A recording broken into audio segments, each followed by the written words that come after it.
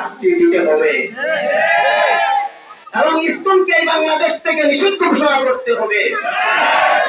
যত সাম্প্রদায়িকতা আছে আমরা জঙ্গিবাদ না, আমরা ধর্মের প্রচার করে মুসলমানদেরকে সোচ্চার করে আর তারা ধর্ম থেকে মুসলমানদেরকে হত্যা করবে, এটা কখনো মেনে নেওয়া যায় না।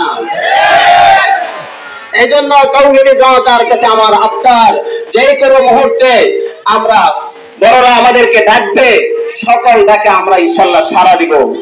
যে কোনো মুহূর্তে আমাদের ভারতবর্ষ আমরা খ্রিস্টান থেকে লন্ডনের দেশ থেকে আমরা স্বাধীন করেছি। আজকে স্বাধীন করার পরে হাজার হাজার উলামায়ে কেরামের রক্ত ফেলে দিল।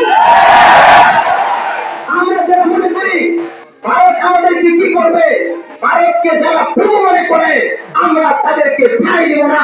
আমরা একমাত্র আমাদের সৃষ্টিকর্তাকে প্রভু মনে করি, আমরা কাউকে ভয় করি না। আমরা একমাত্র আল্লাহ তাআলাকে ভয় করি, কাউকে ভয় করে আমরা কথা বলি না।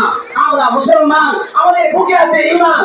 আমরা যতক্ষণ পর্যন্ত ঈমান থাকবে ততক্ষণ পর্যন্ত আমরা হুঙ্কার